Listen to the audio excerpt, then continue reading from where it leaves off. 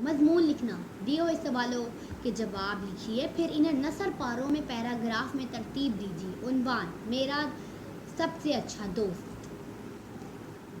पहले नसर पारे में इन सवालों के जवाब लिखिए। मतलब जो आपका पहला हिस्सा होगा, पहला जो हिस्सा होगा 3 हिस्सों में तकसीम कर लीजिए। तो पहला हिस्से में आपने इन सवालों के जवाब देने। दोस्त का नाम क्या है, कौन सी जमात में पढ़ता है, कहाँ रहता है, आपकी दोस्ती कब और कैसे हुई।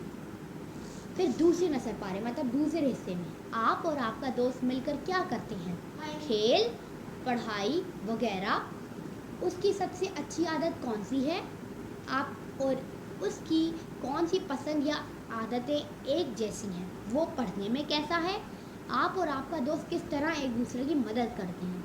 आखिरी नसर पारे में मतलब लास्ट पार्ट होगा, आप दोस्त से मिलकर, आप अपने दोस्त से जब आप मिलते हैं तो आपको कैसा महसूस होता है, आप उसे क्या दुआ देना चाहेंगे।